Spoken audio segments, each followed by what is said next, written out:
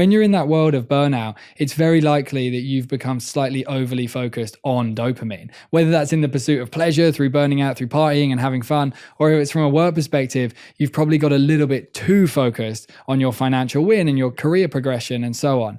That's then leading you towards dopamine burnout effectively, which many of us experience. With that in mind, and I experience this myself, like you, I have a striving desire within my career to make progress and help and so on.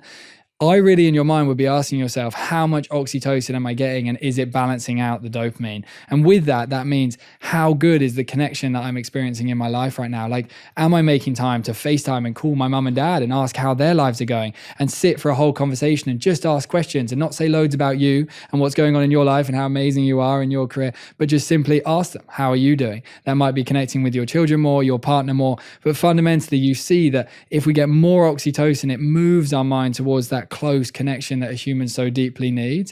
And currently we're all in dopamine, dating apps, DMs, all that world. We need to move towards more intimate connection with the people that are really close to us, our family and our friends and our kids and our partners. What do you think that's actually going to take, TJ? Like, when you really think about that, it feels like we're so far gone from that.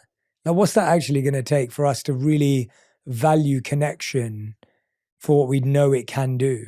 I think ultimately society needs a massive shift on the phone. I think people really need to start reconsidering this phone. I think when you look at the quality of the connection you have with your family, you go around to your parents' house to see them, or you go to see your friends. And if you really start observing from the moment you've listened to this podcast, how much is that phone actually disrupting the experience I have with these people that I love? It's very significant. And I think families and partners and kids need to adopt the mentality of considering this is phone free time. I walk through my parents' door. I actually now have found that I have to leave my phone at home when I go to my parents' house, simply because I'll talk to them for a bit and then I'll be going to the bathroom. Then it's like phone out, okay, Instagram, email, WhatsApp, and then my mind leaves oxytocin and returns to dopamine desire.